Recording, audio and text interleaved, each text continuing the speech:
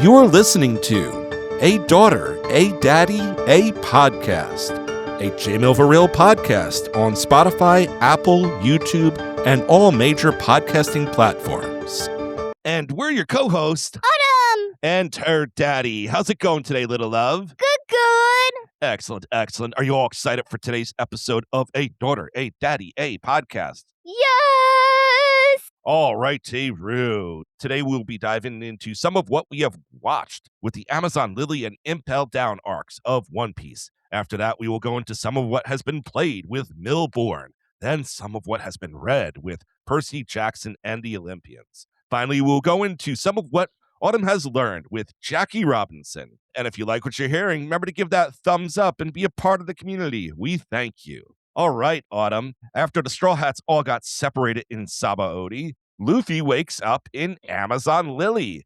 You want to give us a few highlights of Amazon Lily before we spend more time in Impel Down? Yes. Okay. Well, first, all of the people on Amazon Lily are all women. No boys whatsoever. No boys allowed on the island. Yeah. And Luffy's a boy. Yeah, so that means technically he's not allowed on the island. And plus, not that, but some of the people there, like the Snake Princess Boa Hancock, there is the leader of the Kuja Pirates, which is some of the Amazon Lilies. Yeah, and as her position with the Kuja pirates, she's also a warlord of the sea, right? Yeah. You want to explain what the warlords are? The warlords are some of the powerful pirates out there that support the Navy. They have positions where they are immune from the world government if they help the Navy with their missions. And the warlords have all been called back for the execution of Fire Fist Ace, right? Yeah, Luffy's brother. And Luffy hears that news. And Luffy just wants to get Ace free and hope he doesn't get executed. Yeah, he's trying to make sure Ace doesn't get executed. Meanwhile, he's run into his own problems because, well, Boa's trying to execute him in Amazon Lily, right? Yeah. Goes into an arena battle. Yeah, with two of her sisters. And how does that end? It ends with him covering up one of the slave crests on one of the sisters' backs. Yes, it does. So he defends their secret, and then Boa kind of falls head over heels for him, right? Yeah. Yeah, no, she is crazy about her Luffy, right? Yeah. In fact, there's literally one scene where she was so in love with him to the point where she got sick. And as a result of it, she decides that she is going to help Luffy get into Impel Down, the prison where his brother is being held. Mm-hmm. Got anything to say about that? Yes, I'm going to explain a little of Impel Down to all you. Okay. Well, first, Impel Down is a special, very big prison cell for the higher bounty pirates that aren't warlords. Yeah, no, it's where the baddest of the bad are held, right? Yeah. And right now, Ace is considered one of the baddest of the bad. Mm-hmm. That's correct. Do you want to talk about some of the other prisoners that Luffy runs into? Here, starting on the top floor. Who does Luffy run into on the top floor? Buggy.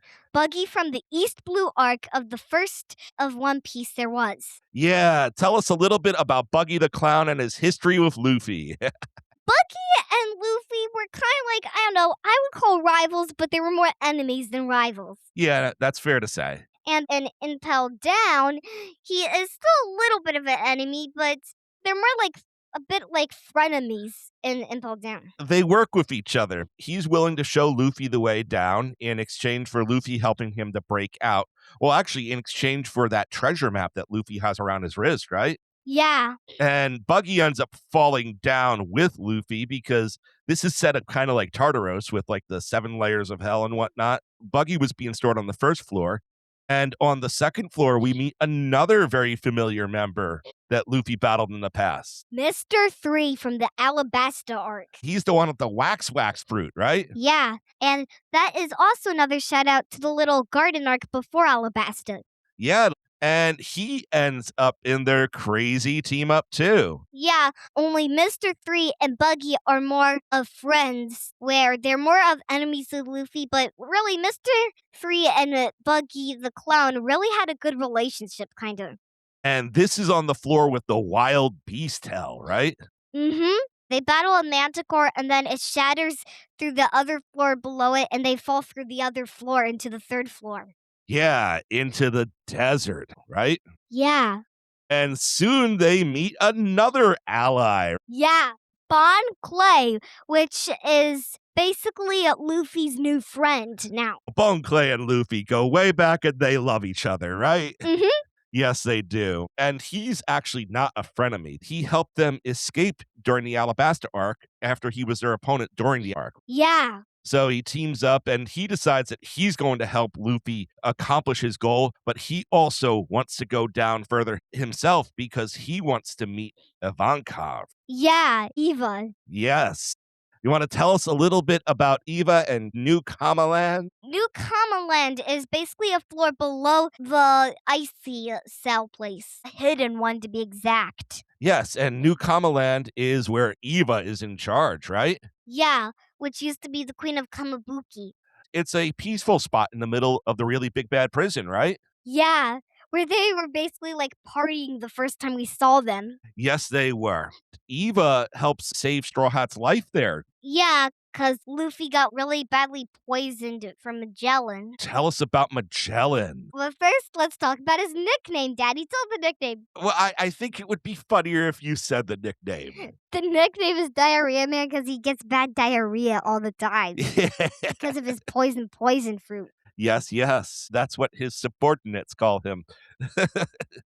And he is the prison warden. Yeah, And he's pretty deadly. yeah. And he gets into a fight with Luffy and he ends up defeating Luffy, but Bone Clay rescues him and runs into Eva when he's in the Frost Hell, right? Mhm. So Eva brings Straw Hat back. It was a crazy scene because he shouldn't have recovered as quickly as he did, right? Yeah. Well, because Eva has a devil fruit where he could basically mess with the hormones, kind of like can change genders. Yes, and do healing and stuff like that. It's hormone control. It's actually a pretty crazy wild power. Mhm. And Eva determines that they are going to help Straw Hat with the jailbreak. So they go into the deepest level. And by that point in time, Ace is already gone because the Marines have shown up to take him back. And he's heading on his way back up to the higher levels while Luffy and Eva head down to the lower one. Eva is also a member of the Revolutionary Army, right? Yeah. And what two powerful former warlords do they run into down on the lowest level? Crocodile and Jinbe. All right, tell us a little bit about Crocodile and then tell us a little bit about Jinbe. Well, as you guys know, in our Alabasta arc episode of A Daddy, a Daughter, a podcast, we mentioned Crocodile being the villain of that arc, basically, and he shows up again in the Impel Down arc because he was taken to Impel Down. So basically, we have three of the Baroque work members. Well, used to be, but Well, four, because on the way back up, Crocodile re-recruits Das Bones, Mr. One, right? yeah. So Mr. 1, Mr. 2, and Mr. 3. Hey, in number order. And Mr. Zero, too. Yeah, because Crocodile's Mr. 0. And tell us a little bit about Jinbe, Jinbe, we haven't mentioned him yet because he hasn't appeared until this arc. Jinbe is a fishman. an expert of fishman karate, right? Mm-hmm. And he's also known as the Son of the Sea. Yeah. And him and Luffy actually become really close friends. Mm-hmm. So now we have Crocodile and all the Baroque's people. We have the prisoners who are with Buggy the Clown, who Buggy basically becomes a legend during this. Yeah, because most of the prisoners think he's very powerful, but he's really not. Yeah, he just has a lot of dumb luck assist him, doesn't he? Yeah. And Mr. 3. Yeah. So we have Buggy, Mr. 3, and their army, Crocodile and some remnants of Baroque works, Eva, the revolutionaries, and New Kamaland, and Jinbe and Luffy all trying to break out together, right? Yeah. And ultimately they get to the top, but that's not enough because they need to get a ship and they need to be bought time. So Jinbe swims out Crocodile, Das Bones, and Luffy so that they can capture a ship together and bring it back for everyone else. While what does Bone Clay do? Disguises as Magellan and tell the guards to open the gate. So Bone Clay basically sacrifices himself to save Luffy to save Ace, right? Yeah. And that is going to bring us to the Marineford arc. And that we're going to do on another episode. So with that, we have a kind of like summer theme for this episode because we talked about a lot of hot layers and the heat when we're talking about Impel Down, right? Yeah, and also in Amazon Lily, it's like a tropical island, so obviously it'd be hot too. Yeah. And now we're going to cover like another aspect of summer because sometimes you drive to go on vacation, right? Mhm. Talk to us about Mill Born, Autumn. Explain the game as if you're trying to teach someone. Yeah. Well, Millboard is basically a card racing game where Oh, yeah, this is a tabletop game. It's all cards. yeah, it's a tabletop game. Okay. And well, basically, there's a few penalties and safety cards, and also some remedies to the penalty too. Cause like there's an out of gas card which you basically can't move until you get gas card, which gives you like more gas, or a fuel truck, which is one of the big cards, which basically makes you immune to out of gas cards. Okay, so what are the 5 penalties that you can get hit with? Red light, out of gas, accident, or speed limit. And you forgot flat tire. Oh, yeah, flat tire too. Okay, and what are the 4 safeties and what do they protect you against? The first safety. The fire truck means you could go when you have a red light card. If you put your fire truck card down, you could put it down and you won't be able to get any more red lights. Or speed limits, right? Yeah. And what does the next safety protect you from? The next safety is the fuel truck. I already said this. It can make you immune to out of gas. And the next one? The next safety, the driving ace. Mhm. The driving ace it immunes you to accident cards. And the final one? Puncture proof makes you immune to puncture cards. Yeah, it makes you immune to flat tires. Your tires become puncture proof. Yeah, so basically a permanent remedy. Yes, yes.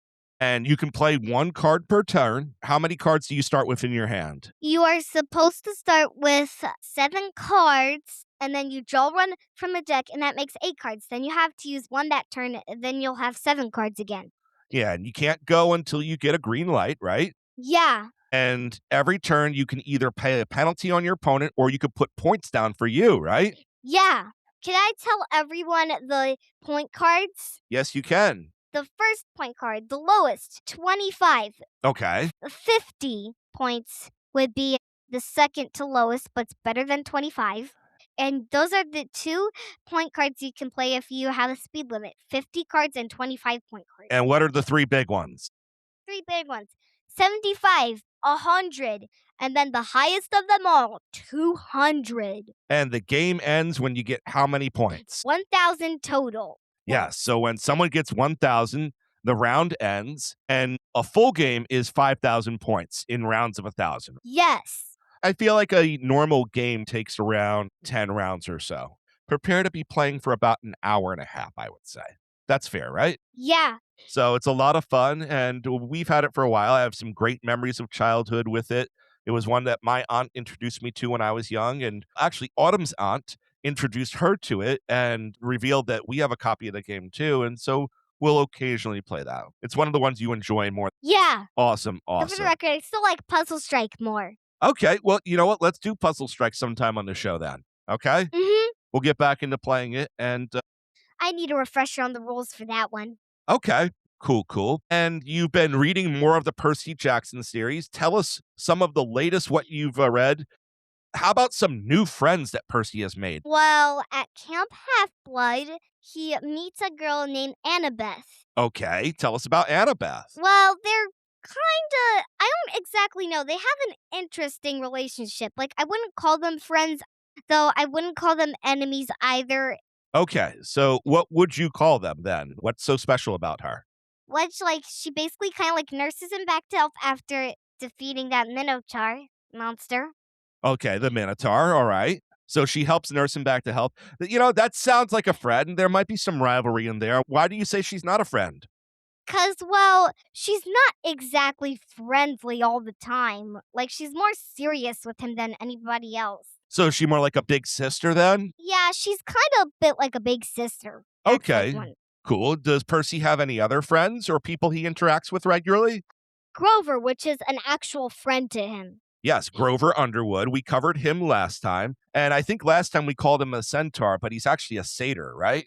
Yeah. Okay. And does he have any other students that he interacts with regularly in his class? Well, in like Camp Half Blood, Yeah. or well, he does have a sort of one a bully, No. What's the bully's name? Clarisy. Okay. What does he do? I think it's a she. Oh, my bad. My bad. Well, there's like one time where she gets like jealous and picks him up and almost dunks his head in the toilet, but because he's the son of Poseidon, he has water powers, and instead of falling into the toilet, he makes all the water spread out of it and washes her out of the bathroom. Okay, yeah. You mentioned that the last time we covered Percy Jackson. What's some of the new stuff you've gotten into? I heard that you mentioned Ares before. Yeah.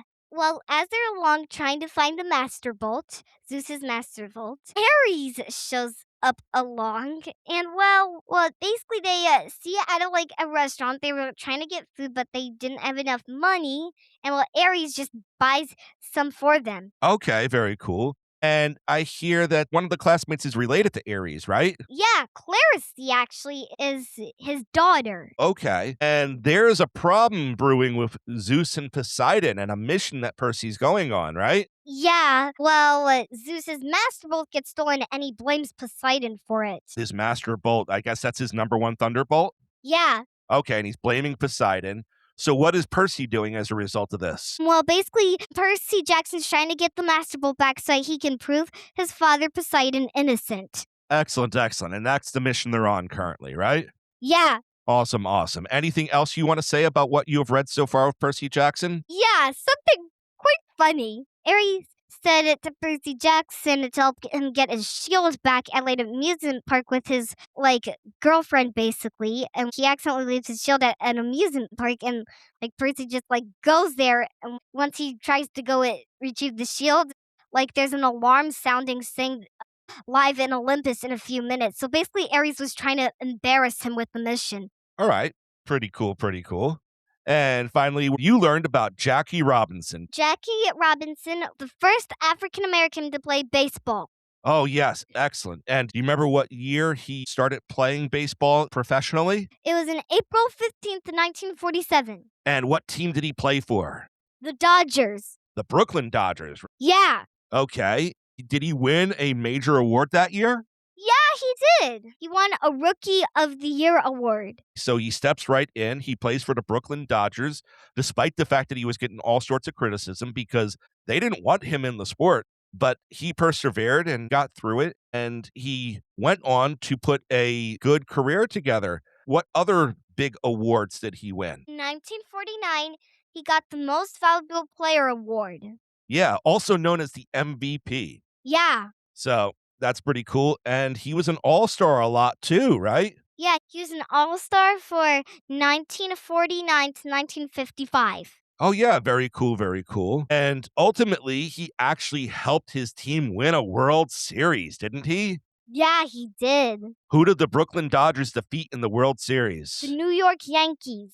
Very cool, right? Yeah. And earlier on, before everything, he was part of our military, right? Yeah, though he never went into war. He was still part of the military, whether he went into war or not. And he really laid the groundwork to where other African Americans could play in baseball someday, right? Right. Once again, we dove a little bit into some of what we watched with the Amazon Lily and Impel Down arcs. Then we went into Trip on the Road with the game Mille. After that, we explored a little bit of the book Percy Jackson and the Olympians. And finally, we talked a little bit about Jackie Robinson. Autumn, close us out. This is a daughter, a daddy, a podcast signing out. Bye! Bye! And remember, if you like what you heard today, check us out on social media, like, subscribe, and follow. And check out all J-Mill for Real podcasts. Once again, this is a Daughter, a Daddy, a podcast. A place where a daughter and her daddy watch, read, play, create, and learn together.